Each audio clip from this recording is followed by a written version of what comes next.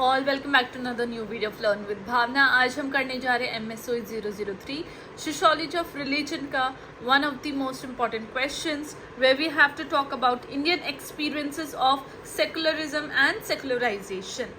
तो जैसे कि आपको पता है कि इंडिया में बहुत ज़्यादा कल्चरल डाइवर्सिटी है और प्लूरलिज्म है। किस बेसिस पे? कल्चर बेसिस पे, रिलीजन बेसिस पे। और इसका एक कॉम्प्लेक्स रिलेशन है विद सेकुलरिज्म एंड सेकुलराइजेशन। जब हम एक कंट्री की कमिटमेंट की बात करते हैं towards it's principles of secularism, जो कि बहुत ज़्यादा एंश्राइंड है उनके कॉन्स्टिट्यूशन में, और ऐसे ऐसे एक्सपीरियंसेस है सेकुलरिज्म के और प्रोसेस है सेकुलराइजेशन का जो कि डीपली इन्फ्लुएंस्ड है historical, social, political and religious factors, वो है हमारी country India. Yes, we have to talk about those experiences of India.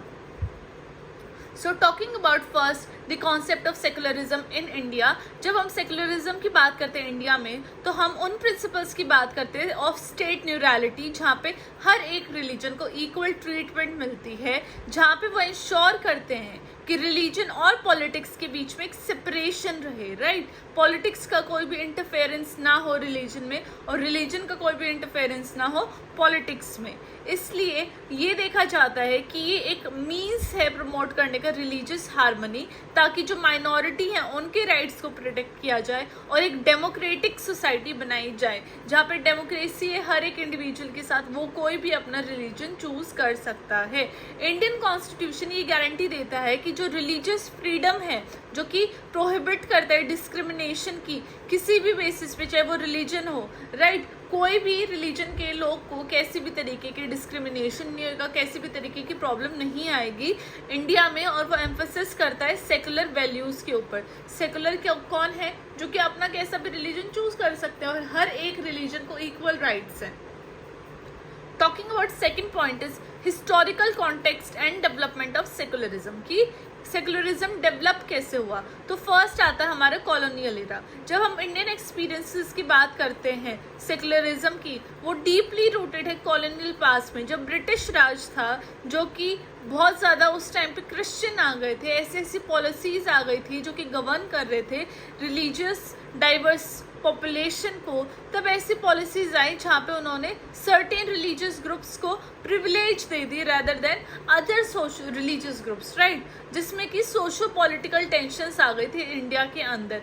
फिर देखा गया कि जब पार्टीशन हुई और सेकुलर चैलेंजेस आए, तो ये देखा गया कि 1947 में ड्यूरिंग पार्टीशन तब इंडिया एंड पाकिस्तान का क्रिएशन हुआ, जिसने कि सिग्निफिकेंट चैलेंजेस ला दिए सेकुलरिज्म में।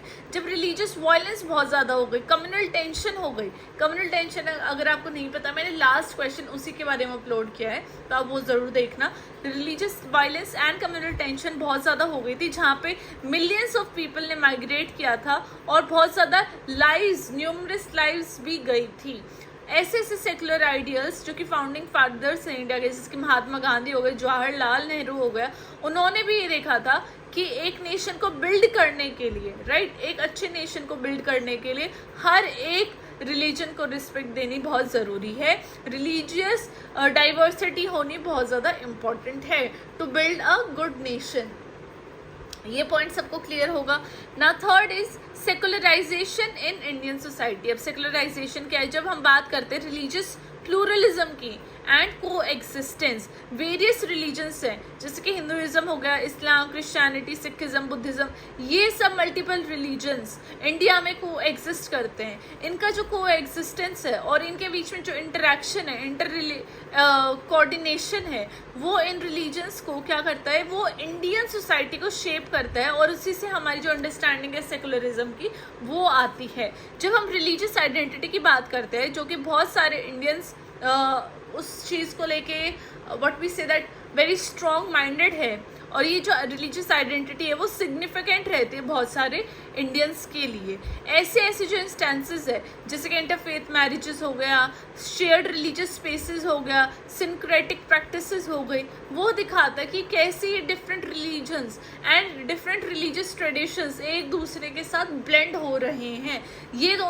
ये सारे रिलीजन्स को एग्जिस्ट कर रहे हैं पीसफुली और इनके बीच में कोई भी प्रॉब्लम नहीं है। ये सारी चीज़ें हमें देखने को मिलती है ना। फिर आ जाता है कि जो रिजर्वेशन पॉलिसी है एंड सेकुलर पॉलिटिक्स है वो कैसे इस चीज़ में वर्क करता है।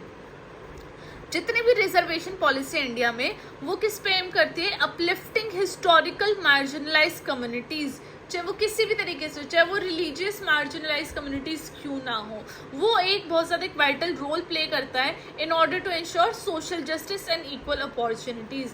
वैसे तो एक्सप्लिसिटली ये मतलब कि हम इसको सेकुलरिज्म से टाई नहीं कर सकते इस पॉइंट को, लेकिन बहुत सारी पॉलिसीज़ प्रमोट करती हैं इंक्लूसिविटी की और अटेम्प्ट करती है ताकि वो जो हिस्टोरिकल इनइक्वालिटीज़ हैं, चाहे वो रिलीजन के बेसिस पे, कास्ट के, ट्राइब के, उनको एड्रेस करे और उनसे लोगों को बाहर निकाले और उनके लिए एक equal space, happy space provide करे।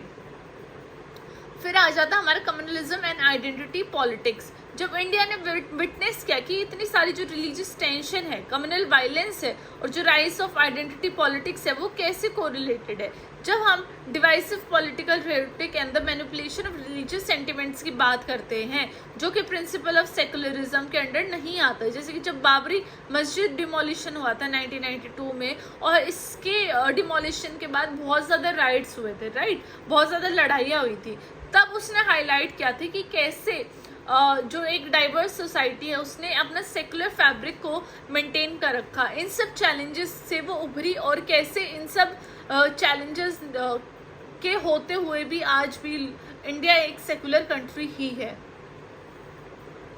देन फोर्थ आ जाता है हमारा case studies and contemporary examples. पहला आ जाता है अयोध्या वर्डिक्ट। जब सुप्रीम कोर्ट ने वर्डिक्ट दिया अयोध्या लैंड का डिस्प्यूट केस का 2019 में, ये बताते हुए कि एक डेलीगेट बैलेंस होना चाहिए between religious sentiments and the rule of the law.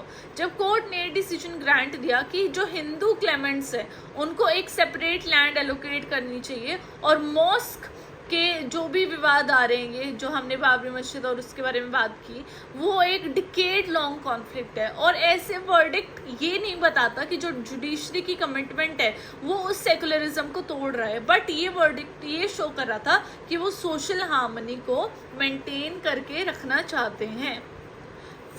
फिर सेकेंड एग्जाम्पल आ जाता है यूनिफॉर्म सिविल कोड डिबेट। जब हम बात करते हैं यूनिफॉर्म सिविल कोड डिबेट का इंडिया में, तो उसने बहुत सारे ऐसे क्वेश्चन रेज कर दिए थे जिससे कि टेंशन आ गई थी between religious laws and the idea of a common civil code for all citizen. इससे क्या हो गया था, एक अंडरस्कोर डिबेट पैदा हो गई थी जहाँ पे बहुत ज़्यादा कॉम्प्लेक्सिटीज बढ़ गई थी और जो सेकुलरिज्म था उसके ऊपर क्वेश्चन आ गया था उस सोसाइटी का, जिससे कि ये देखा जा रहा था कि जो diverse religious practices and legal system, उसके ऊपर भी एक क्वेश्चन आ गया था। और इसलिए सेकुलरिज्म को इंडिया में नेविगेट करने के लिए भी बहुत सारी डिबेट्स खड़ी हुई थी। थर्ड आ जाता हमारे राइज ऑफ हिंदुत्व पॉलिसीज। अब राइज ऑफ हिंदू आइडियोलॉजी है, उसके क्या है, पॉलिटिकल मैनिफेस्टेशन एक सिग्निफिकेंट एप्लीकेशन है सेकुलरिज्म जो कि है इंडिया में। बहुत सारी ऑर्गेनाइजेशन है जैसे राष्ट्रीय स्वामी सेवक संघ, जिससे कि जो भारतीय जनता पार्टी है वो प्रमोट करती है कि हिंदू नेशनलिस्ट एजेंडा, जो कि कंसर्न्स लेके आ रहा है बहुत ज़्यादा मार्जिनलाइजेशन और रिलीजियस माइनॉरिटीज से, जिससे कि सेकुलर प्रिंसिपल्स इरोजन हो रहा है।